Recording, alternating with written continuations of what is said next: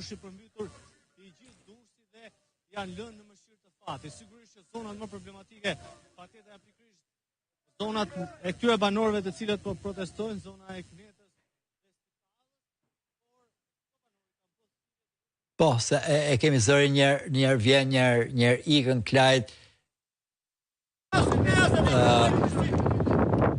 Ne vjojmë të ndjekim e pamje drejt për drejta këtë protest në Durrës të banorëve të përmbytur.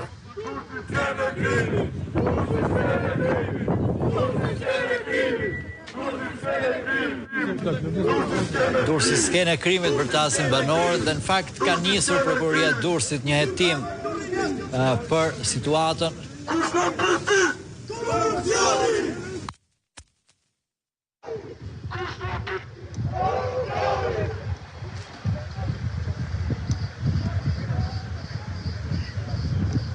Kanë bllokuar kryqëzime dhe rruga aty ku kalojnë protestuesit, ndërkohë që i drejtohen bashkisë së qytetit.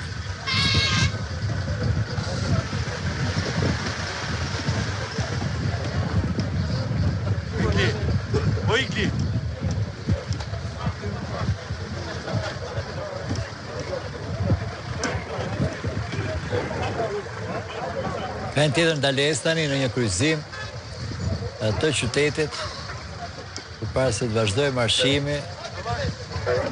Janë tek zona e stadiumit tani.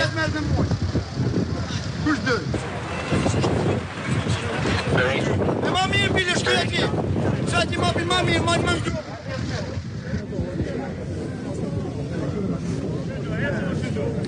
Po Klajt, nëse jemi. Po Paruca, atë tashmë banorët kanë ndaluar në një tjetër kryqëzim, pikërisht në kryqëzimin pranë stadiumit të Uta për të bllokuar dhe këtu qarkullimin në shenjë revolte dhe proteste, ndërkohë përveç banorëve këtu në këtë kryqëzim ka edhe një prani të forcave të policisë.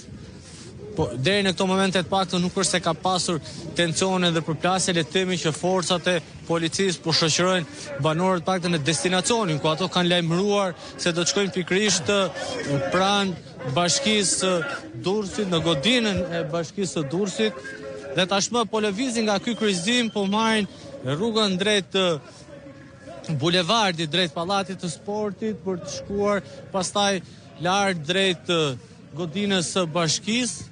Janë një grup banorësh të cilët, siç po thoja Paruca, i kanë bërë